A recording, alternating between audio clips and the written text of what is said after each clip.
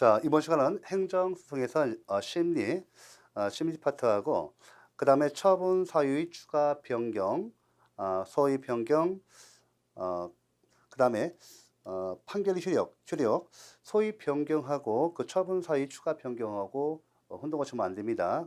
구분하셔야 하고, 그다음에 판결의 효력, 판결의 종류와 판결의 효력 다시 보도록 하죠. 그다음에 판결에 의하지 않는 취소송의 종류가 있습니다. 행정소송에서 반드시 행정소송에 있어서 심리 파트하고 판결 관련 조문하고 그 효력 부분이 시험에서 종종 출제되고 있습니다. 그래서 특히 행정소송의 심리 원칙은 행정심판과 약간 다르죠. 예를 들면 행정소송 같은 경우는 재판 공개가 원칙입니다. 이에 대해서 행정심판법은 비공개가 원칙입니다. 물론 행정심판의 비공개가 원칙이다라는 규정은 없습니다.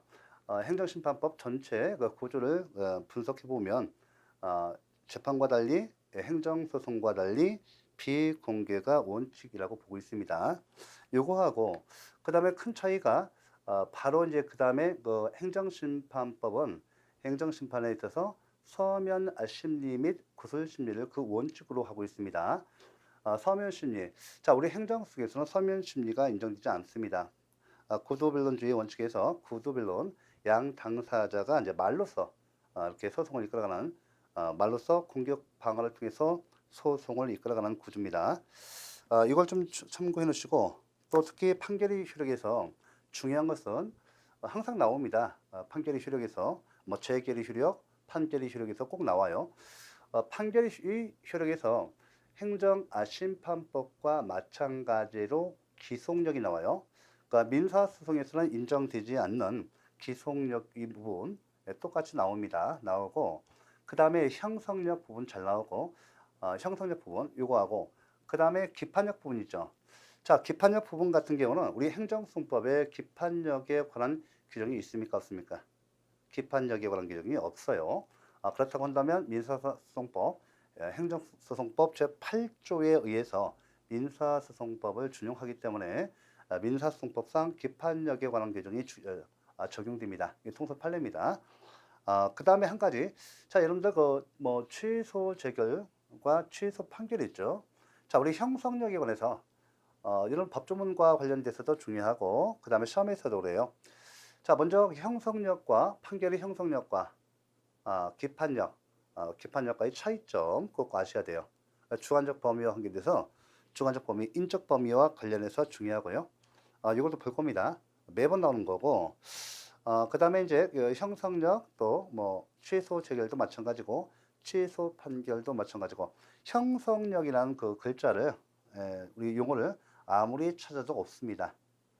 그렇다면 취소 재결에 관한 근거, 취소 재결에 관한 규정, 그 다음에 취소 판결에 관한 규정, 이것이 형성력이 간접적 근거 규정이라고 보고 있어요. 그래서 이제 간접적 빼고 취소 판결이나 취소 판결이 대세효, 취소 판결이 대세효 규정 또는 취소 재결이 대세효 규정이 바로 형성력이 근거 규정이라고 보는 것이 일반적 견해입니다. 일반적 견해 통설 판례임을 꼭 기억하시고요. 자, 중요한 사항을 이렇게 말씀드렸고 다시 한번 소송 절차 이쪽 용어가 이제 낯설죠. 갑자기 실체법 공부하시다가 절차법 용어 나오시니까 좀 처음에는 좀 이렇게 낯설고 잘 안 들립니다. 그래서 제가 앞에서 오리엔테이션을 3번씩이나 이렇게 반복해서 한 겁니다. 자, 그러면 행정소송의 심리부터 보도록 하죠. 행정심판과 대동소이하니까요. 하나씩 다 보도록 하죠. 먼저 이제 우리가 행정소송에서 워낙 중요하니까 당장 출시를 합니다. 자, 우리가 행정소송하면 취소승이죠. 물론 행정소송은 항구승이에요. 그 다음에 이제 심리하고 이제 판결을 보셔야 돼요. 하여튼 뭐 이쪽 그 법조문과 관련돼서 중요하니까 무조건적으로 이건 법조문을 갖다가 숙지를 하셔야 돼요. 암기를 하셔야 합니다. 자, 물론 그 이해 위주로 하셔야 하고요. 자, 그러면 먼저 재판기관 봐볼까요? 법원이 나와요. 법원이죠. 사법권을 가진 사법기관. 자, 보시면 이제 여기도 예, 보시면 이렇게 삼각형을 씁니다. 당연히 우리 그 법원은요. 자, 이게 자, 항고승이에요. 이거 항고승이죠. 이거 항고승입니다. 항고소송이에요. 그러면 우리가 행정상 법률관계의 당사자는 행정주체와 행정기체죠. 행정주체에 대해서 그 행정사무 담당자인 행정기관 중에서 행정청이 피해구가 됩니다. 그래서 여기 행정청 약자 써서 당해 행정청 또는 처분청이라고 하죠. 자, 다시 한번 상대방 갑이 있어요. 사인 갑을 대표해서 씁니다. 그러면 우리가 앞에서 배웠으니까요. 하나씩 해볼까요? 먼저 행정청의 이 갑에 대해서 자, 법치 행정의 원리에 의해서 처분을 해야 돼요.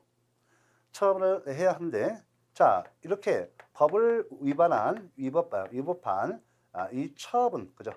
처분 등을 해요. 처분 등을 하고 또 처분을 신청했어요. 기속행위에서 처분을 신청했는데 처분을 안 해주는 거 뭐죠? 예, 처분을 안 해주는 거 부작위예요. 그래서 우리가 보통 이제 이 처분이 이제 적극적인 처분이고요. 여기 보면 또 보시면 잠깐 처분 등이니까 여기 보시면 자, 여기는 처분이 나와요. 처분이 나오고 그죠? 여기 뭐가 나와요? 재결이 나옵니다. 같이 한번 이제 연습을 하시는 거예요. 우리 행정성은 원처분주의를 취한다고 말씀드렸죠. 그래서 원처분주의 이게 원칙이에요. 원칙이고 자 그렇다고 한다면 자, 이 원처분에 대해서 행정심판의 결과물 그 재결이죠. 이 재결은 예외적으로만 이렇게 행정소송의 대상이 될 수가 있습니다. 자 재결도 자 우리 행정심판위원회는 합의제 행정청이에요. 합의제 행정청입니다. 따라서 합의제 행정청이 이 재결은 뭐예요?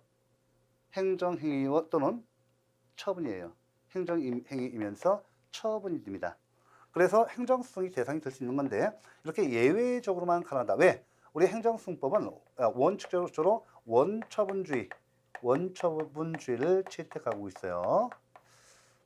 자, 그러니까 자 예외적으로 재결. 자 보시면 예외적으로 재결도 행정수송이 대상이 되는데 일단은 이제 이런 경우는 예외적으로 재결 자체에 고유한 위법이 있는 경우 이렇게 해서 다시 한번 여러분들 마인드 하시죠.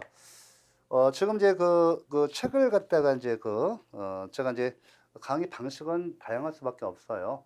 근데 여러분들 책 공부하실 때 이제 잠깐 제가 높아지면서 말씀드린데요.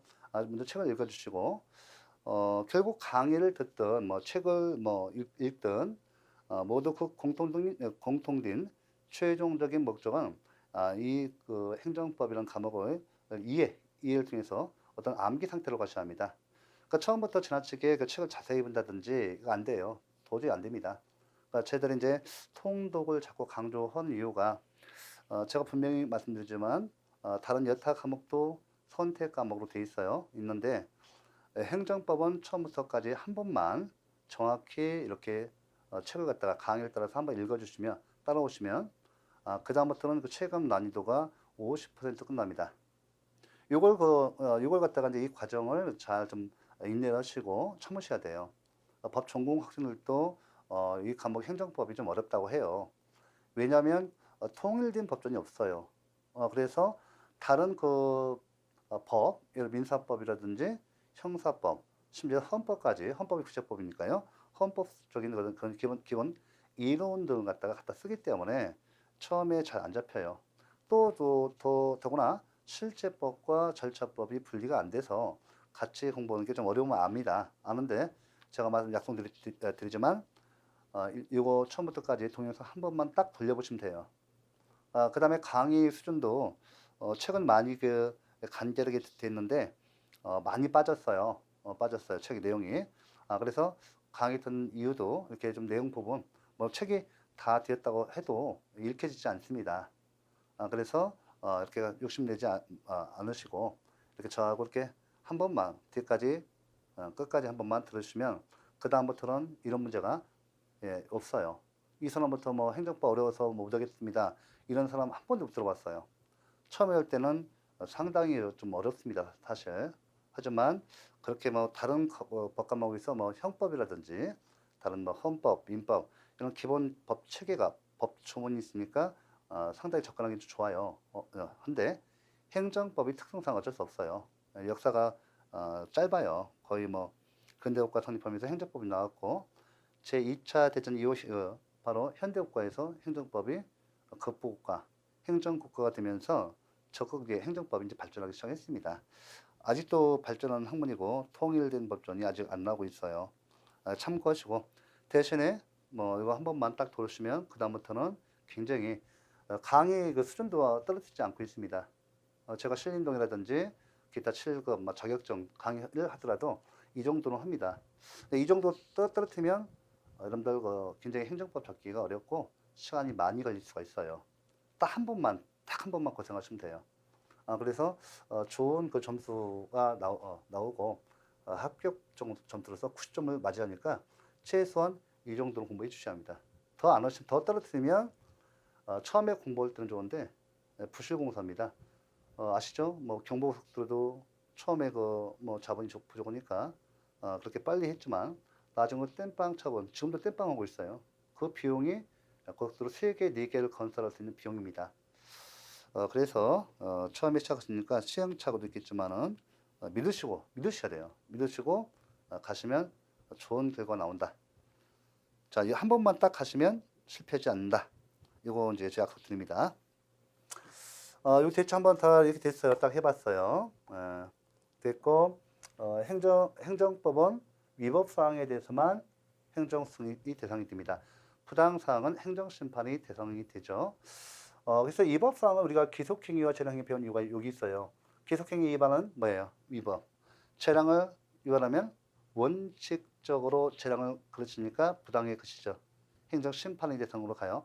하지만 재량행위도 우리 재량행위도 예외적으로 재량하자가 있는 경우는 위법이니까 행정승법 제27조에 취소 소송이라는 규정에 있습니다. 재량하자로서 재량의 일탈과 남용이 규정되어 있어요. 재량의 일탈과 남용이 규정되어 있고 그 다음에 중요한 것은 재량의 일탈과 남용만 그 예시 규정, 그러니까 행정승법 제27조에 규정되어 있는데 하나 예시 규정으로 봐요. 그래서 그 나머지도 재량이 흠결, 혜태가 있으면 이것도 재량하자로 인정됩니다. 그래서 이거 기본적으로 해놓고 한번 내가 이거 한번 이것도 좀 흐르는 화살이에요. 자주는 안 나와요. 가끔씩 나와요. 그러니까 몇 년에 걸쳐서 뭐 4, 5년에 걸쳐서 한 번 딱 나와요. 재량하자에서 이거 한 가지 팁을 드리면 앞에서 이제 또 우리가 행정법 통론에서 공부하셨지만 이거 다시 한번 공부하셔야 돼요. 왜? 행정승법 제27조에 위법사항이 나오거든요. 근데 여기서 재량하자라서 재량이 일탈이라는 것은 앞에서 했지만 다시 한번 반복해요. 머리 식히시고요. 재량권의 한계, 외적 한계죠. 재량권의 외적 한계, 즉 법규상 한계를 위반하는 것을 재량이 일탈이라고 합니다. 또는 재량이 유월이라고도 해요. 예를 들면 이런 영업허가 위반 사항이 있으면 6월 이내의 영업정지처분을 처한다. 영업정지처분을 처한다. 이렇게 되어 있는데 1년의 영업정지처분 한거. 일탈 6월이에요. 그 다음에 흠결 있죠. 재량의 남용. 남용은 재량권의 외적 한계, 법규상 한계는 정했지만 그 내용상의 한계를 위반하는 거예요. 내용상 한계는 보통 우리 조리상 한계라고 해요. 조리상 한계인데 이 조리상 한계는 행정법의 일반 원칙을 말해요. 예를 들면 비례 원칙, 평등의 원칙, 신뢰보 원칙 이런 거. 그 다음에 행정행위 동기, 목적 이런 것이 이제 내용상 한계 또는 조리상 한계, 즉 행정법의 일반 원칙에 의한 한계 또는 행정의 동기, 목적에 의한 한계 그걸 위반하는 거예요. 자 그러면 예를 들면 동종 사건에서 예를 들면 다른 사람들은 자 6월 이내의 영업정지처분 중에서 보통 3일 내지 길어야 일주일 이내 3일 내지 7일 이내에 영업정지처분을 해요. 근데 유독 이 사람만큼은 3개월, 5개월 해버리는 거예요. 자, 합리적 이유 없이 뭐예요? 불합리한 차별금지 원칙, 평등의 원칙 위반, 또 과잉금지 원칙 위반해서 이렇게 위법이 됩니다. 그죠? 재량권 행사의 한계를 위반하는 거죠. 그래서 이렇게 행정법 27조의 위법사항이 나오는 거예요. 이렇게 꼭 아시고 재량의 흠결은 흠결과 해태 구분하셔야 돼요. 재량의 해태는 아예 재량권 행사가 없는 겁니다. 여러분들이 공무원 되셔가지고 재량권이 주어져 있으면 반드시 적법한 재량권 행사를 하셔야 돼요. 아예 않는 거 위법입니다. 재량이 뭡니까? 해태. 그럼 재량의 흠결은 뭐예요? 여기서 재량의 흠결은 재량권 행사를 했어요. 재량권 행사를 했는데 그에 따르는 행정 조치가 필요한 경우 아예 않는 거. 행정 조치가 없는 거예요. 재량권 행사는 있으되 재량 행사에 따른 일정한 행정 조치가 없는 것이 재량이 뭐예요? 예, 흠결이에요. 이런 거 있으면 다 위법이 돼요. 그 다음에 한 가지 더. 우리 이런 게 지금 제가 말씀드린 우리 교재에 안 나오지 않습니까? 그래서 지금 이렇게 좀 내용을 좀 보강하는 거예요. 이 법에서 여러분들 중요합니다. 이때 법은요. 여쭤볼게요. 위 법에서 지난 시간에 했죠. 잠깐 제가 보고하는 거예요. 워낙 중요하니까. 이 법에는 여러분들 행정규칙이 포함돼야 안 돼요. 규칙. 행정입법에서 그죠? 법규명령 들어가죠. 행정규칙 들어가야 안 들어가요? 행정규칙은 법규성이 없어서 법규와 관련해서 판례가 협의설 채택해요. 협의설 즉, 자 뭡니까? 법규설, 협의설 기억나시나요? 행정입법에서 제가 판례가 행정법의 법원에 관해서 판례는 법규설, 행정입법 중에 법규성이 있는 것만 그저 행정법의 법원이 되고 법규성이 없는 것은 행정법의 법원이 되지 않는다라고 했을 때 행정규칙은 법규성 없죠. 그래서 여기서 이제 여기 행정규칙 안 들어가요. 요거 꼭 기억하셔야 돼요. 다시 한번 제가 정리하면서 갑니다. 이렇게 이제 계속 반복적으로 하니까 결국 학습은 반복이에요. 누가 더 효율적으로 반복하느냐, 누가 인내하고 반복하느냐, 반복이 아니라 반복입니다. 반복을 하는가, 요 싸움입니다. 행정규칙 포함 안 되고요. 그다음 한 가지 여기 그러면 여기 뭐 행정법 일반원칙 당연히 들어가요. 행정법 일반원칙은 조리지 않습니까? 맞죠? 예, 조리 들어가고 여기죠. 행정법 일반원칙 조리 들어가요. 제 조리를 쓰겠습니다. 들어가죠. 여기 또 한 가지 위법의 개념에 대해서 위법의 개념에서 광의설이죠. 그래서 우리가 자 우리 보시면 이제 이거 말고도 신의성실 뭐 신뢰보건칙 말고도 그죠? 예, 사회상규, 예, 사회상규 다 들어갑니다. 그래서 여기 사회상규까지 이렇게 좀 알아두시고 우리 이제 지난 시간에 좀 봤으니까 요 내용까지도 알아두시고요. 요거 조심하시고 요건 들어간다는 거. 그러니까 요거 조리 대신에 행정법이 일반 원칙 나올 수가 있어요. 행정법이 법 일반 원칙 이렇게 예, 이렇게 해놓으시고 자 여기까지 한번 딱 봤고요. 예, 그 다음에 이제 우리가 여기서 갑이 이렇게 소송 요건을 소제기 요건을 모두 갖춰서 소제기를 합니다. 이때 이제 소장이에요. 소장이 서면주의, 형식주의예요. 그럼 법원에서 일단은 소장 심사를 합니다. 소장 심사할 때 아이고 공란 다 메꿔졌구나. 공란 다 됐지? 원고 적격 있어, 피해고 적격 있어. 그 대상 적격, 처분성이 있구나. 그죠? 이렇게 해서 소장 심사해요. 자, 그다음 뭐로 해요? 자, 소장 제기, 소제기는 누가 이거? 사인이 하죠? 사인은 공법행위예요. 제 1편에서 사인이 공법행위죠? 뭐 허가 신청뿐만 아니라 소제기도 사인이 공법행위입니다. 이에 대해서 행정청 뭐로 해요? 수리하죠. 준법률 행위적 행정행위 중에서 확인, 공정, 통지, 수리에서 수리를 합니다. 이어서 수리를 하게 되면 어떻게 돼요? 여기서 이제 심리를 하게 돼요. 반드시 법적 의무로서 심리를 하게 되고 이에 대해서 판결을 하게 됩니다. 이런 구조화에서 이번 시간은 이제 심리 요거하고 요걸 봐야 돼요. 그러면 이제 심리, 자, 이 심리는 다시 한번 이 판결을 위한 소송의 기초 자료 수집 과정이에요. 그죠? 그래서 변론 기일에 와서 뭐 이쪽 그 원고 피고 불러가지고 일단 처음에는 이제 소장 제기하게 되면 이 소장 갖다가 이제 원고가 제기하면 소장을 제출하면 법원에서 이 소장을 갖다가 소장 부본을 갖다가 이 피고한테 이 행정청한테 보내줘요. 행정청에 보내주고 이 행정청은 이에 대해서 답변서를 보내야 돼요. 법원에다가 답변서를 보내고 다시 답변서를 이 갑의 상대방 원고한테 보내주고 자 원고 피고 이렇게 원고의 소장과 그 답변서가 이제 왔다 갔다 하면 법원에서 믿을 며칠 날 그 변론 준비를 합니다. 변론 준비 기일을 지정해서 이때 밀론 며칠 날 와라 이렇게 해요. 그날 딱 와요. 오면 판사가 여기 소장에 제출한 이 쟁점이 주장한 내용 이거고 피고가 답변서로 주장한 내용 이겁니다.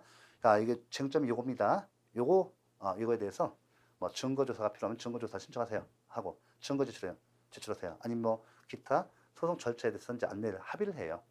합의를 해서 이제 변론 기일을 잡아서 이렇게 재판을 하게 됩니다. 변론 기일은 뭐 1차, 두 번에 한 번, 두 번, 또 사안이 중대할수록 좀 많이 잡아야 기일을 뭐 두 번, 세 번, 심지어 네 번, 다섯 번까지 해요. 보통 한 번, 두 번, 세 번까지 합니다. 이렇게 해서 들어가는데 심리 봐볼까요? 그러면 우리가 여기 그 350페이지의 의의를 봐보세요. 350페이지. 자, 행정소송의 심리란 행정사건에서 소소법원이 소송 제기 받은 법원을 소소법원이라고 해요. 소소법원이 소에 대한 판결을 하기 위해서 그 기초가 되는 사실 및 증거를 수집하는 과정을 말합니다. 심리 구별. 자, 이것도 우리가 앞에서 많이 했던 것이죠. 심리, 자, 이렇게 잘 돼 있는데 우리 교재에 잘 돼 있습니다. 그래서 우리가 보통 우리 행정심판 똑같아요. 가만히 봐보세요. 먼저 심리 내용을 보시고요. 그 다음에 심리 범위가 나옵니다. 똑같아요. 심리 기본 원칙, 기본 원칙이 있습니다. 심리 내용은 우리 교재대로 보시죠. 자, 심리 구별에서 우리 요건 심리와 본안 심리가 있죠. 요건 심리 의의를 봐보세요. 소송 요건의 충족 여부에 대한 심리다. 소제기 요건, 소송 요건이 충족 여부에 대한 심리. 법원의 조사 의무 봐보세요. 당연히 직권 주사 사항입니다. 판결의 형식은 뭐예요? 자, 우리가 지난 시간에 했던 거 우리가 행정심판에서도 하셨고요. 그죠? 자, 우리 행정수에 다시 한번 해보자. 자, 뭐 요건 심리 됐죠? 요건 심리 책이 있으니까 책대로 하겠습니다. 그다음 본안 심리 있어요. 요건 심리 있죠? 합니다. 이에 대해서 이 요건 심리 자를 충족하지 못한다고요? 자, 판결의 형식. 자, 판결의 형식이 있는데 우리가 이제 그 판결의 그 재판의 종류는 판결이 있고요. 그다음에 결정이 있습니다. 명령이 있어요. 명령이 있는데 여기 이제 쉽게 말하면 판결에서는 이제 재판에서는 각각 결정인데 사건이 약간 달라요. 일반 정식 소송에서는 이게 각각 판결로 합니다. 근데 각각 결정은 중간중간에 어떤 그 증거조사, 예를 들면 어떤 그 쟁점이 있어서 각각의 주장이 있을 거 아니에요. 그건 주장 책임이 있습니다. 주장 책임 있고 어떤 사실을 주장해야 돼요. 주장 사실에 대해서 입증 책임이 있어요. 입증 책임을 지는데 어떤 주장에서는 근거가 있어야죠. 어떤 사실관계를 입증할 수 있는 근거가 있어야 돼요. 그러면 판사님이 그 증거를 제출하라고 해요. 이거 주장하시는데 그에 관한 이 사람들이 예를 들면 돈을 빌려 갔는데 막 행정청이 위법한 처분을 했는데 이 위법한 처분에 대해서 이것이 위법이다, 적법이다 주장할 거 아니에요. 이쪽은 위법이다 주장할 것이죠. 그럼 왜 위법인지 그냥 증거. 이 처분 근거, 그죠? 요건 사실이 흔들렸다. 아니면 또 이것은 나는 위법행위가 아니다. 나는 적법행위다. 위법행위가 없다. 입증할 증거 자료를 제출해야 돼요. 그러면 이 증거 능력에 대해서 판사님이 판단해서 이건 증거 능력이 있는가 없는가. 이렇게 소송 중간에 쟁점이 드는 사항에 대해서 결정을 합니다. 일단은 저는 여기서 재판에서 판결을 중심으로 해서 요건 사실을 갖다가 이제 보면 여기 책 나와 있으니까 책 들어가세요. 여기에 각하 판결을 합니다. 각하 판결하고 만약에 요건 심리했더니 요건 판단했더니 모두 충족됐다면 본안 심리 넘어와요. 꼭 기억하실 것이 이 요건 심리는 본안 심리에 반드시 선행하는 것은 아니에요. 이 요건 심리는요, 판사님이 재판관이 직권 조사 사항입니다. 그래서 이 본안 심리가 끝날 때까지, 즉 본안 심리 사실심 변론 종결시까지 그죠? 이 요건 심리가 가능해요. 자, 처음에 소제기 요건이 모두 충족됐다고 판단돼서 본안 심리에 넘어갔어요. 근데 본안 심리 한참 연락해야겠는데 사실심 변론 종결 전에 소위 이익이 없다. 원고 적격이 없다. 발견되면 그 즉시로 직권조사죠. 직권조사니까 판사님이 직권조사에서 보니까 소위 이익이 없다. 권리보호 필요성 없다. 그럼 바로 어떻게 됩니까? 각하 판결을 합니다. 그 뜻이고 권한심리 보세요. 자, 권한심리는 청구가 취소 판결. 자, 이 처분이 위법하니까 위법해서 나의 권익을 침해하고 있습니다. 나의 권익을 침해하는 위법한 처분이에요. 라는 것을 자 주장해야죠. 주장하고 이때 주장해서 그래서 취소성을 제기해서 취소 판결을 요구합니다. 청구 취지죠. 취소 판결을 내려주세요 하면 청구 취지인데 그 이유 원인이 뭐냐 할 때 처분이 위법성 유무가 바로 청구 이유가 됩니다. 그래서 우리가 청구의 타당성이 있다고 한다면 청구 이유가 있어야죠. 청구 이유, 이 처분이 위법해서 나의 권익을 침해하고 있어요. 청구 이유가 원인이 인정되는 거. 자, 청구 이유의 유무의 판단이라고 하고요. 권한심리를 쉽게 다시 한번 청구 이유의 유무 판단을 합니다. 그 다음에 법원의 조사 의무, 원칙적으로 조사 의무는 없으나 예외적으로 직권 조사가 가능하다. 여러분들 이제 요건 심리와 관련돼서 나오는 거예요.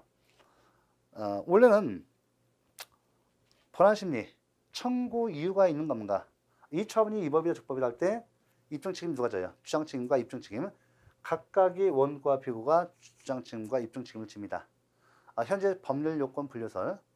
우리가 앞에서 혹시 기억나시나요? 행정법 통론에서 행정상의 법률 요건과 법률 사실 배우셨죠? 배우셨죠? 그래서 행정상 법률 요건과 법률 사실 배우셨고, 이 도구가 유용한 거예요. 그러면 행정상 법률 요건이 충족되면 행정상 법률 효과가 발생하겠죠? 예. 행정상 법률 요건에 보면 그 구성 요소로서 법률 사실이 규정되어 있는데 현재 이것도 중요합니다. 현재 우리 행정수법은 입증 책임, 주장 책임에 관한 규정이 없어요. 그러면 당연히 민사소송법을 준용하게 되니까 민사소송법상이 주장 책임과 입증 책임 이 규정이 준용됩니다. 그러면 민사소송법상 입증 책임에 관한 통설 판례가 법률 요건 분류설 또는 입증 책임 분배설이에요. 그러니까 각각의 원고와 피고는 어떻게 한다고요? 각각의 자기에게 유리한 행정상 법률 요건으로 규정되어 있는 법률 사실 중에서 자기에게 유리한 모든 사실을 각각이 입증 책임져야 돼요. 그래서 원고는 자기에게 유리한 사실 뭐예요? 이 처분이 있어요. 처분이 있는데 이것이 위법합니다. 걸 입증해야 돼요. 반대로 행정처는 아닙니다. 나의 처분은 적법합니다. 이 적법성을 입증해야 합니다. 됐습니까? 이렇게 각각의 입증 책임을 져야 합니다. 그 내용이고요. 그 다음에 하지만 이제 그 다음에 그리고 구도변론주의 이것은 왜 그렇게 써요? 민사소송의 원칙이고요. 우리 행정소송법에 구도변론주의가 규정되어 있어요, 안 되어 있어요? 안 되어 있어요. 그럼 민사소송법상이 구도변론주의가 적용됩니다. 그래서 구도변론주의는 각각의 제가 좀 전에 말씀드렸듯이 주장 책임과 입증 책임을 진다는 거예요. 근데 예외적으로 우리의 행정소송법과 행정심판법은 직권 탐지주의를 감히 보충한다라고 했어요. 중요합니다. 구도변론주의가 원칙이에요. 입으로 공격과 방어를 이 심리상 판사 앞에서 입으로 구조가 아닙니까? 구설심리주의, 구도변론주의 입으로 이 공격과 방어를 통해서 심리를 이끌어가는 구조예요. 그래서 각각의 주장 책임과 입증 책임을 지고요. 그래서 이제 법률요건 분류설에서 이렇게 두는 거고, 그다음에 구도변론주의가 원칙이고 이에 대해서 우리 행정소송법과 행정심판법의 특징, 민사소송에서는 인정되지 않는 직권 탐지주의가 가미되고 있다. 이게 시험 질문이에요. 계속 잘 나와요. 계속. 자, 그러면 그래서 당사하십시오. 행정심판에서 했지만은 심판 청구의 대상으로 한 사항과 범위 내에서 그래서 법원은 당사자인 원고가 심판 청구의 대상으로 한 사항과 범위 내에서만 직권으로 당사자가 주장하지 아니한 사실에 대해서도 직권으로 심리할 수 있고 직권으로 증거 조사를 할 수가 있습니다. 이 직권 탐지주의는 행정소송 자체가 또 공익적인 요소도 있기 때문에 그렇습니다. 그래서 이거 참고하시고요. 일단은 이거 다 했어요. 이거 다 이거 뭐 우리 교재 이거 뒤에서 나오니까 다시 보셔야 돼요. 그 다음에 판결의 형식에서 청구 인용 판결, 청구 기각 판결, 일부 인용 판결, 일부 기각 판결, 사정 판결 있죠. 이것도 좀 많이 했던 거죠. 그래서 행정소송 심판과 대동소이니까 생략하겠습니다.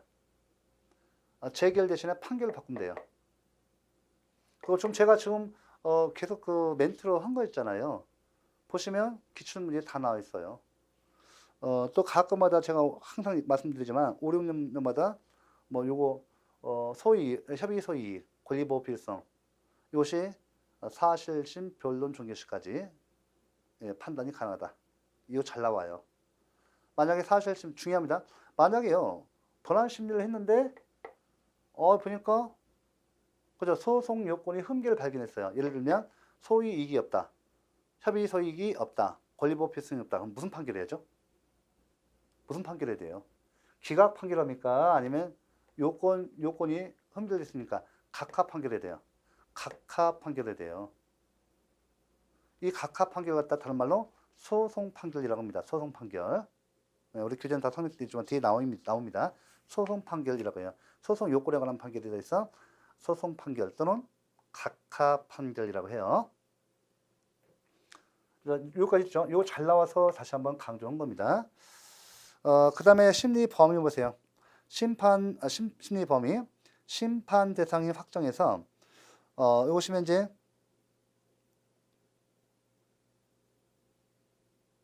여기 나오죠. 자, 보세요. 책 보겠습니다.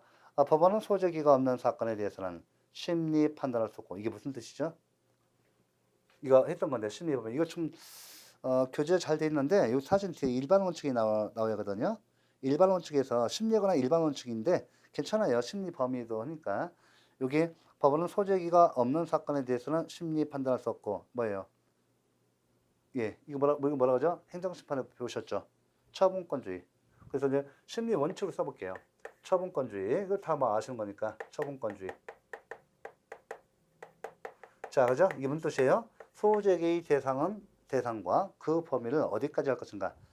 소재기 대상은 어떤 것을 할 것이고 그 범위는 어디까지 할 것인가. 또 소재기를 할 것인지 말 것인지. 소송을 제기하고 나서 계속할 것인지 도중에 중단, 취하할 것인지. 이런 건 개인이 자유의사에 맡겨져 있다. 이런 처분권주의 나오고 그 다음에 보세요. 소재기가 있는 사건에서도 당사자의 이 청구의 범위를 넘어 심리 판단할 수 없다. 이거 뭐라고 하죠? 우리 행정심판에서 뭐로 배웠죠?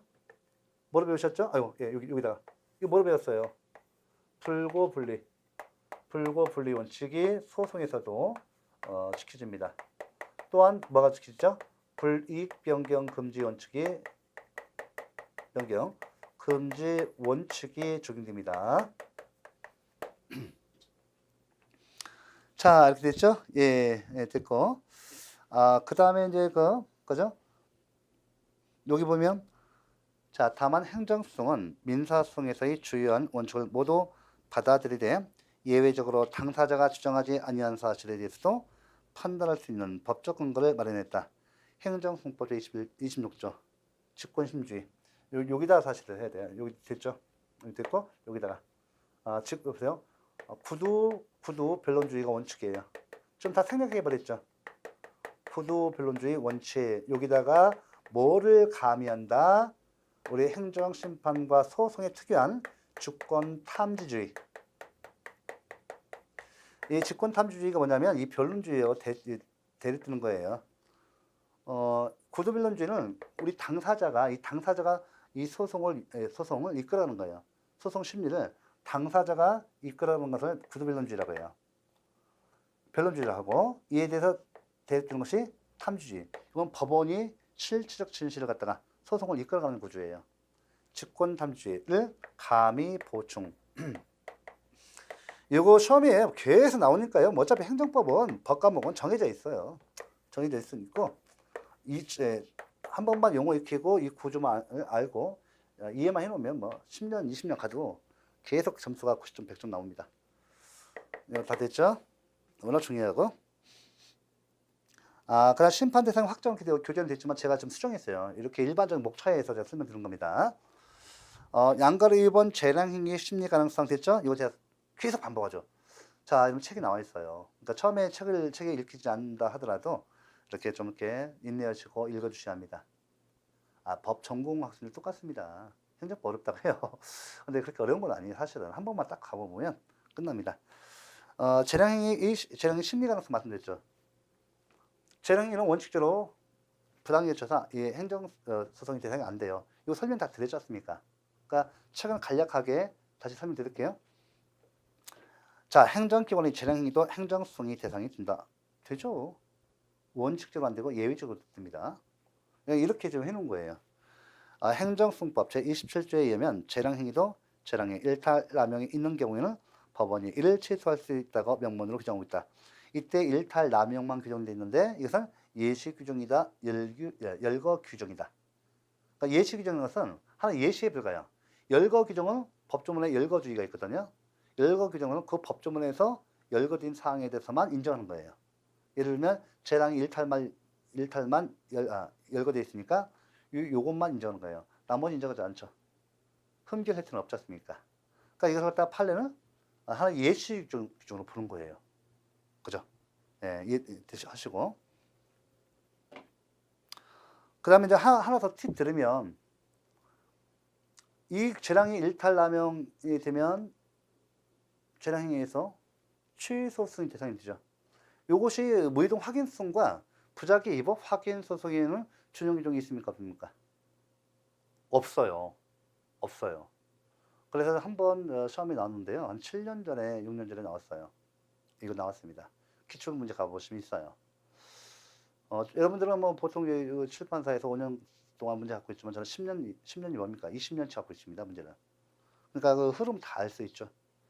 가만 이거 한 5, 6년 지나서 이제 사람들이 이거 안 나와. 바로 무이동 확인 소송과 부작위 위법 확인 소송에서 취소 소송에 관한 대해서 그 성질이 변하지 않는 한 모두 준용하고 있습니다. 준용 여부를 묻는 거예요. 이거 하나 맞추면 합격인 거고 안정적으로 간 거고, 틀리면 좀 저게 잘못하면 또 시간을 든지 더 할 수도 있습니다. 그래서 말씀드리는 거예요. 나옵니다. 계속 잘 나와요. 그래, 마지막 하나 팁 들으면 27조이죠. 이거 책이 안 나와 있잖아요. 그러니까 지금 제가 하는 것은 책보다 훨씬 더 좀 욕심이 좀 있어요. 이런들. 저도 강의를 하지 않습니까? 그럼 내가 나의 강의를 듣는 학생들은 좀 잘 나와가지고 합격을 원하지 않습니까? 그래도 계속 강의를 할 수도 있고, 솔직히 말씀드리면 여기서 보시면 이제 시험에서 뭐 딱 나오는 건 정해져 있지만 제가 자꾸 높아심에 말씀드리는 건데, 여기 보시면 요 법조문 문제에서 특히 이거 중요하고, 한 가지 마지막에 볼게요. 이것도 좀 다 행시 외시에 좀 사실은 좀 말씀드리고 행시 외시에 나왔던 거예요. 그러니까 7급 이상 7급까지 다 나와 있어요. 그러면 한 3, 4년, 4, 5년 뒤에 우리 9급에서 또 시험 나옵니다. 그럼 요거 한 가지 맞춰보세요. 우리 책이 안 나왔잖아요. 전혀 안 나와 있습니다. 여러분들 판례는요, 재량의 일탈과 남용의 개념을 인정합니까? 인정하지 않습니까? 예, 그 개념 인정해요. 이건 누구나 다 압니다. 배웠으니까. 판례가 재량의 일탈, 남용 하지 않습니까? 그런데 판례는요, 재량의 일탈과 남용을 구분하지 않아요. 분명히 이렇게 지금 개념상 구분됨에도 불구하고 재량의 일탈에 해당하는 것도 재량의 일탈, 남용, 재량의 남용에 해당하는 것도 재량의 일탈, 남용, 이렇게 얘기해요. 이거 시험지문 다 나왔어요. 그 개념을 갖다가 따로 별도로 이렇게 인정하지 않고 병렬적으로 인정한다는 거 기억하세요. 기출문제는 행시 외치에서 나왔던 겁니다. 그러면 우리 판례 보시는데요. 요거 양가로 2번의 재량행위 심리 가능성인데, 판례에서 이거 제가 기속행위와 재량행위에 있어서 기속행위, 재량행위 배우셨죠? 예, 거기에 나와요. 기속행위와 재량행위 사법심사 방식이 다릅니다. 요거는 6번, 7번 나왔어요, 지금까지. 그럼 앞으로는 어떻게 되겠습니까? 또 출제됩니다. 계속 나와요. 그러다가 지금 거의 다 맞춰버리니까 지금 안 내고 있어요. 또 나옵니다. 잊을만 하면 3, 4년마다 꼭 나와요. 요건 중요하니까 읽어드릴게요. 자, 판례 보세요. 행정행위를 기속행위와 재량행위로 구분하는 경우 양자에 대한 사법심사는 자 전자의 경우 이거죠. 기속행위 경우 그 법규에 대한 원칙적인 기속성으로 인하여 법원이 사실 인정과 관련 법규의 해석, 적용을 통하여 일정한 결론을 도출한 후 그 결론에 비추어 행정청이 판단의 적법 여부를 독자의 입장에서 판정하는 방식에 의하게 되나 후자의 경우, 재량행위 경우 행정청이 재량에 대한 공익 판단의 여지를 감안하여 법원은 독자의 결론을 도출함이 없이 해당 행위의 재량권의 일탈 남용이 있는지 여부만을 심사하게 되고 이러한 재량권의 일탈 남용 여부에 대한 심사는 사실 우인, 비례, 평등의 원칙 위배 등을 그 판단 대상으로 한다. 이렇게 나왔죠? 그래서 이것만큼은 숙지해 놓으세요. 해 놓으시고요. 심리학이라는 일반 원칙 보세요. 당사자주의. 그래서 일단 여기서 이제 보시면 이제 우리 하나 더 쓰면 여기 쓰면 당사자주의 이렇게 할 수도 있어요. 일단 대심구조, 대심주의, 대립 당사자주의를 줄여서 대심주의라고 해요. 보통. 그러니까 당사자주의도 맞고요. 당사자인 원고와 피고가 이렇게 이 심리를 이끌어간다는 거예요. 서로 공격과 방어를 통해서 그죠? 심리를 인정하고 판사님은 팔짱 끼고 중간자 입장이에요. 다만 직권심주의가 인정되죠. 중요합니다. 당사자주의 또는 대심주의 같은 말이에요. 요거 당사자주의에서 그래서 처분권주의, 변론주의 나오죠. 제가 써드렸죠. 저는 이렇게 목차를 빼서 썼어요. 처분권주의, 변론주의. 그죠? 구조변론주의는 구술주의와 변론주의가 합쳐진 거예요. 요거 내용 보시죠. 하고 공개심리주의 중요하죠. 우리 판례는 기본칙에 다시 써볼게요. 공개주의가 원칙입니다. 원칙. 그 다음에 이제 나오죠. 구술심주의. 예. 약간씩 방식은 보통 이제 같이 써요. 구술심주의. 자, 그죠? 구술심주의. 그러니까 행정심판은 서면심리 및 구술심주의. 우리는 보통 이제 구술변론주의 많이 써요. 이렇게 용어. 그 다음에 5번 행정소송 절차에 관한 특별 원칙 5번 봐보세요. 법적 근거 행정소송법 제26조 직권심리 됐죠? 됐고 견해에 대해 말씀드렸죠. 제가 여기 썼을 때 분명히 이 직권탐주의, 직권심리주의는 이 변론주의 보충설, 변론주의 원칙이고 이에 대해서 보충하는 의미에서만 인정된다. 그래서 바로 여기 보시면 변론주의 보충설이 통설 판례입니다. 판례에도 마찬가지예요. 이거 같이 해놓으시고 주장책임 나오는 입증책임 관계된 주장책임, 입증책임. 주장책임과 입증책임은 동전이 양면의 관계입니다. 자, 의만 볼게요. 주장책임이란 소송의 당사자가 소송이 주요한 사실에 대해서 주장해야 하고 소송이 주요한 사실 뭐예요? 행정상 법률 요건에서 법률 요건을 구성하고 있는 이 사실을 갖다가 줄여서 중요한 사실, 주요한 사실이라고 합니다. 주요한 사실에 대해서 주장해야 하고 만약 주장하지 않았을 경우 법원은 심리할 수 없다는 원칙을 말합니다. 변론주의 원칙이 하나로 인정되고 있으며 행정소송에서도 인정돼요. 민사소송법을 준용하죠. 그러니까 그렇습니다. 말을 해야죠. 말을 해야 알지. 판사님이 뭐 어떻게 알아요? 모르죠. 말을 해야죠. 말로 해야 돼요. 자기 유리한 사실을 주장해야죠. 이거 위법이에요. 위법. 처분. 나는 이 법 위반 사실이 없어요. 이런 사실좀 있어. 나 법 위반 사실 없어요. 청소년한테 봤더니 청소년한테 주류 판매했다고 적발해갖고 면허를 갖다 취소한다는 거예요. 음식점 면허를 취소하겠다. 나는 통상적으로 이 사람한테 자 신분증 접으세요. 좀 어려 보여요. 얼굴이 애떠 보여서 신분증 접으세요. 했더니 떡하니 대학생 좀 딱 들려. 딱 봤더니 어유 어려 보이는데 대학 2학년이네. 어이구 21살이야. 그래요. 앉으세요. 수가 줄었어요. 그런데 그때 단속반다 경찰하고 같이 옵니다. 여기 공무원 되시면 같이 가요. 다 찍어보죠. 다 찍어봐요. 요즘에 판독 기자 있습니다. 이렇게 다 찍어봐요. 이렇게 금방 드러납니다. 어쭈 보니까 여기 공문서 위주죠. 형 대학생 쪽 고등학교 2학년생이 3학년생이 형 대학생 좀 갖다가 몰래 가가지고 그다음 사진 끼우고 있잖아요. 자기 사진 붙여가지고 코팅해가지고 들고 다니는 거예요. 형은 분실한 줄 알고 어떻게 돼요? 학교 다시 재신청하겠죠. 재발급 하겠죠. 그거 딱 갖다 걸린 거예요. 이런 거 가끔 있어요. 이런 경우는 나는 이때 통상이 그 주의 의무, 일반적으로 주의 의무, 신분증 줘보세요. 하면 딱 보면, 맞네. 통과. 다음에 팔아도 돼요. 근데 이걸 광고하고 행정청이 나한테 면허 취소해보세요. 이게 얼마나 행정법이 왜 중요한가, 행정성이 왜 중요한가 하면, 여러분들, 국민의 기본권, 헌법상 기본권에 직업수행자유권 있죠. 우리 국민들 밥 먹고 살아야죠. 자유민주주의가 쉽게 말하면 자본주의란 말이에요. 자본주의에서 직업활동, 경제활동 해야만이 밥 먹고 살아요. 전근대국가에서 우리 왕정 타파하고 우리가 이제 국민주권주의에서 주인이 된 거 아닙니까? 이제는 의식주 문제를 스스로 해결해야 돼요.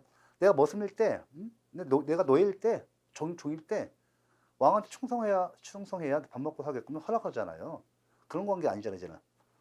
정말 행정법이 중요합니다, 여러분들. 공부하시면서 꼭 하셔야 돼요. 왜냐하면 우리 국민들이 밥그릇이에요. 이거 해보세요. 청소년 보호법 위반해서 주류 판매 금지 위반해서 면허를 취소한다. 그럼 내가 식당을 하고 있다. 어떤 뭐 영업허가를 받아서 하고 있다. 이 영업허가 취소되면 나는 어떻게 돼요?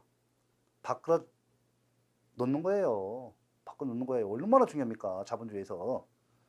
그만큼 중요하단 말이에요. 되죠? 그래서 요거 말씀드리는 거고, 주장 책임에서 됐어요. 그래서 보세요. 통상 주임 다 했다 입증되면 내 취소 판결을 하면 그죠? 소송 요건 갖춰가지고 법원에 하면 판단 구하면 청구 취소를 써봐요. 취소 판결 구하면 법원에서 청구 이유가 있으면 판단, 청구 이유가 있으면 취소 판결을 내려줘요. 무효시켜주죠. 얼마나 중요합니까? 별거 아니에요. 굉장히 쉬워요. 그래서 이제 352쪽에 양가로 위반 주장 책임이 분배해 보세요. 그죠? 그래서 여기 보시면 판례는 행정승에서 처분이 위법 법원을 다투는 상대방이 이를 주장한다는 입장이다. 이거는 잘 돼 있는데요. 그죠? 잘 돼 있는데. 그러니까 좀 밑에 판례 봐보세요. 그러니까 그 내용이 일단은 그 이론적으로 공부를 하셔야 돼요. 그러니까 판례 공부하실 때, 지금 제가 높아시면 계속 말씀드렸는데 판례를 갖다가 판례 원본을 보는 건 아무 의미가 없어요. 기본 이론에서 우리가 지금 기본 이론에서 판례 내용 다 강의를 하고 있습니다. 그러니까 판결 요지만 보시면 돼. 처음 이렇게 안 나와요. 요약해서 나오지. 그러니까 지금 여기 그 주장 책임이 분배해서 책은 상대방이 입증한다는 거예요. 이렇게 하면 안 되죠. 그러니까 책을 좀 수정하겠습니다. 그러니까 제가 설명한 것대로 하셔야 돼요. 책은 다 잘 돼 있어요. 그러니까 모든 책이 책을 다 쓸 수 없어요. 그러니까 여기 보시면 원고와 피고는 주장 책임이죠. 제가 입증 책임, 주장 책임 제가 동전의 앞면과 뒷면의 관계다. 입증 책임 분배설, 법률 요건 분류설이 통설 판례라고 말씀드렸고, 그래서 여기는 자기 유리한 위법 판례를 정해야죠. 행정처는 아니다, 적법 판례를 정해야 합니다. 이 뜻인데 책을 잘 좀 읽어보시고 이해를 하시기 바랍니다. 자, 입증 책임 봐보세요. 의 봐보세요. 자, 자기 주장 사실에 대해서 무슨 증거가 있을 거 아니에요. 그거예요. 입증 책임이란 소송상 일정한 사실이 전부가 확정되지 않은 경우 서로가 막 각자 주장해요. 막 이거 위법이다 주장하고 적법 주장하는데 과연 서로 엇갈리지 않습니까? 그럼 어떻게 돼요? 이 상대방은 위법함을 갖다 입증할 수 있는 자료. 아까 있잖아. 내가 통상적으로 이렇게 신분증 확인했어요. 자, CCTV 있습니다. 자, 보세요. 행정처는 아니다. 너 고의로 이렇게 판매했다. 알면서 판매했다. 또 그죠? 이렇게 주장해야 돼요. 그래서 보시면 이러한 사실이 존재하지 않는 것으로 간주되어 불합리한 법적 판단을 받게 되는 일반 당사자의 불이익 내지 위험을 말한다. 여기서 청소년에게 내가 CCTV 봐보세요. 내가 통상적으로 이렇게 신분증을 확인했습니다. 이걸 입증해야 돼요. 안 하면 어떻게 돼요? 내가 그 불이익을 줘요. 면허 취소당합니다. 자, 그 다음에 실무에서는 입증 책임이 있는 당사자가 그 증명을 해야 하는 증명 책임 문제로 표현된다. 이렇게 마찬가지로 입증 책임과 주장 책임 똑같습니다. 입증 책임의 분배 말씀드렸어요. 예, 다들 말씀드렸죠. 그러니까 책을 여러분들 읽어주셔야 돼. 강의를 듣고 이해를 하고 책을 갖고 읽어주셔야 돼요. 그 다음에 353페이지 위법 판단의 기준시 견해 드립 처분 시설과 판결 시설. 자, 행정행위 배우셨죠? 우리 행정행위 처분 배우셨죠? 이때 배울 때 행정행위 처분의 위법성 판단 시기는 언제라고 했죠? 처분시법. 처분할 때 법에 근거해야 돼요. 판결시법이 아닙니다. 통설 판례. 여기서 왜냐면 취소성하고 취소성과 무이동 확인성에서는 처분시법이에요. 자, 그런데 여기 부작위인 경우도 부작위. 부작위는 처분이 없잖아요. 언제 해야 돼, 이건? 이 부작위 위법성 판단 시기는 언제죠? 판결시법. 이 논리적인 거잖아요. 이 적극적인 처분이 있을 때는 취소와 무효 확인성에서는 취소성과 무효 확인성에서는 처분시법이에요. 이건 처분이 없으니까 판결시법이에요. 부작위 위법 확인성. 이렇게 이제 계속 비교하면서 공부를 하셔야 돼요. 자, 됐고요. 판례 태도도 여기 나왔으니까 오른쪽 볼게요. 오른쪽. 밑에 이거 아직은 처음에 공부하실 때 1순환, 2순환 할 때는 이 판례 본문 보지 마세요. 원문. 이런도 몰라요. 이게 이해가 안 돼요. 스트레스만 받으니까 오른쪽 판례 요즘만 아세요. 요것만 시험 나와요. 자, 판례 행정처분의 위법 판단 시기는 판결시가 아니라 처분시다. 이렇게 하면 됐죠? 이거는 취소성과 무효동 확인 소송이 있어. 이 처분이 있을 때 처분에 대한 위법성 판단 시기고 이때는 언제예요? 판결시. 그죠? 그 다음에 자, 됐죠? 처분 사유 추가 변경 보세요. 처분 사유 추가 변경 보겠습니다. 최근에 와서 7급 중심으로 해서 시험 나와요. 공무원에서. 요거는 별거 어려운 건 없어요. 좀 두 가지 형태로 시험 나오거든요. 의의를 봐보세요. 처분 사유 추가 변경이란 처분청이 당해 처분의 적법성을 유지하기 위해서 처분 당시에 제시된 처분 사유 이외에 다른 사유를 추가하거나 변경하는 것을 말합니다. 이건 소위 변경하고 구분돼요. 자, 행정청이 당신 말이야 청소년에게 주류 판매, 술 판매 하셨잖아요. 그래서 면허 취소입니다. 이렇게 했어요. 해놓고 처분실에 있단 말이에요. 자, 처분실 이렇게 해놓고 봤더니 CCTV 확인됐어요. 이거 큰일 났네. CCTV 있어요. 그러니까 확인 통과가 됐어요. 봤더니 그죠? 그 이외에 다른 사유를 추가 변경하는 거예요. 면허 취소에 대해서. 자, 이런 경우 요런 경우 문제 되죠. 볼까요? 그러면 처분 사유 추가 변경과 이유 제시 하자 취의 구별. 처분 사유 추가 변경. 여기 보세요. 처분 사유를 처분 시에 제시하였으나 그 이유를 추가 변경하는 거예요. 그죠? 그 다음에 이유 제시 하자 취의 보시면 처분 사유를 처분 시에 전혀 제시하지 않았거나 일부를 제시하지 않은 경우 이를 사후에 제시하는 것을 말합니다. 구분하시고 예시 봐보세요. 여기 처분 사유 추가 변경 운전면허 취소 취소 사유는 음주 운전인데 운전면허 취소 갖다가 취소 사유를 과속 운전이 바꾸는 거 이건 잘 되어 있습니다. 굉장히 예시 잘 되어 있습니다. 이유 제시 하자 보세요. 예시 운전면허 취소가 있는데 사유를 제시하지 않았어요. 나중에 운전면허 취소 취소해서 취소 사유는 음주운전 이렇게 하는 거죠. 나중에 음주운전 취소 사유를 갖다가 통보하면 하자가 치워지는 거죠. 그러니까 처분 사유 추가 변경과 이유 제시 하자의 치유도 구분하셔야 돼요. 책 잘 되어 있고요. 자, 354조. 354조. 처분 사유 추가 변경 허용 여부. 견해 대립 봐보세요. 처분 사유 추가 변경 허용 여부. 견해 대립. 제한적 긍정설 통설 판례입니다. 자, 책 볼게요. 자, 교재 보시겠습니다. 견해 대립. 처분을 행하게 된 기본적 사실관계의 동일성이 유지되는 범위 내에서 허용돼요. 그러니까 처분을 행하게 된 기본적 사실관계의 동일성이 유지되지 아니하면 이때 처분 사유 추가 변경이 부정됩니다. 먼저 그 제한적 긍정설에서 요 내용이 있잖아요. 기본 사실과 처분 사유 추가 변경이 허용되기 위해서는 기본적인 사실관계가 기본적 사실관계의 내용이 그 동일성을 유지한다. 요 질문 잘 나오고요. 동일성이 유지되지 아니하여도 된다. 틀린 질문이에요. 보통 이 질문 잘 나오고 그다음에 팔레이테도 제한적 긍정설입니다. 양가로 3번 기본적 사실관계의 동일성의 의미 보시면 여기 보시면 이제 요거 판례 1번만 봐볼게요. 1번만 보겠습니다. 자, 행정처분의 취소를 구하는 항고성에서 처분청은 당초 처분의 근거로 삼은 사유와 기본적 사실관계가 동일성이 있다고 인정되는 한도 내에서만 다른 사유를 추가 또는 변경할 수 있고 이러한 기본적 사실관계의 동일성 의무는 처분 사유를 법률적으로 평가하기 이전의 구체적 사실에 착안하여 그 기초인 사회적 사실관계가 기본적인 관점에서 동일한지에 따라서 결정된다. 근데 이런 지문이 나오는가? 이 지문이 안 나온다는 얘기예요. 이 판례 원문이 이렇게 안 나와요. 일단은 처음 질문에서는 이 제한적 긍정설 내용에서, 그죠? 여기에서, 한 줄로 이렇게 나와요. 그러니까, 처분사의 추가 변경에서 기본관계의 동일성이 인정될 때 판례는 처분사의 추가 변경을 인정한다. 이렇게 나온단 말이에요. 그러니까 이렇게 이 판례 내용을, 그러니까 처음에 하실 때 다시 한번, 1수나 2수 할 때는 보지 마시고요. 옆에 있는 요즘만 보세요. 그 다음에 구체적 사례 355페이지 봐보세요. 이 판례를 다 한다는 것은 의미가 없어요. 없고, 지금 나오는데, 판례가 난이도 조정을 할 때, 이 판례가 처분사의 추가 변경 허용한 경우, 또 부정한 경우, 다음 중 판례가 처분사의 추가 변경을 부정한 것을 이렇게 나와요. 이건 저도 맞추기 힘듭니다. 저도 맞추기 힘든데, 왜? 개별 사례니까요. 그거 몇백 개 맞출 수 없어요. 그거 보는 것은 차라리 하나 틀리는 게 좋습니다.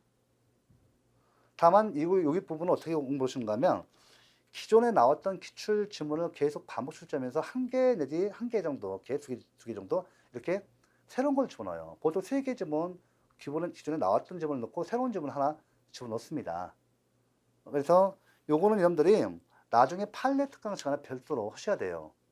하시고 지금은 판례 입장 기본 이론에서 오른쪽 판례 그 요지 나왔죠? 요것만 처분사의 추가 변경, 인정 판례, 부정 판례 이렇게만 딱딱 인정, 부정 요것만 중요한 것이지 이 내용 자체는 중요치 않아요.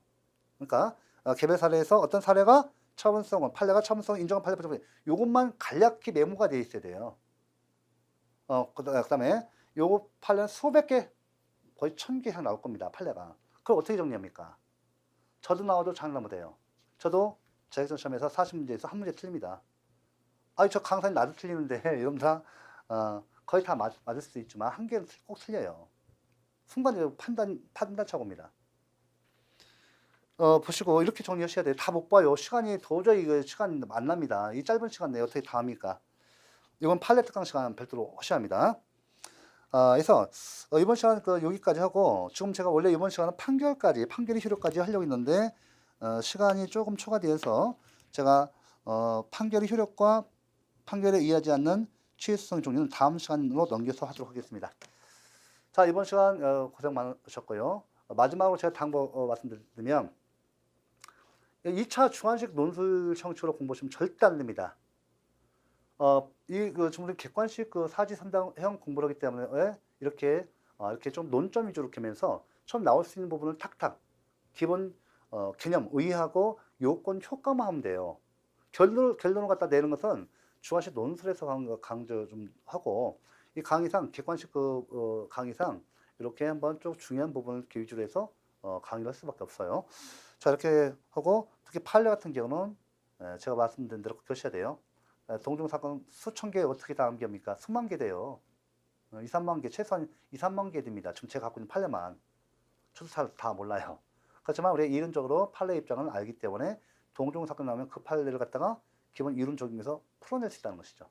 사례 문제가 이렇게 나옵니다. 자, 이번 시간 수고 많으셨습니다. 이것으로 마치겠습니다.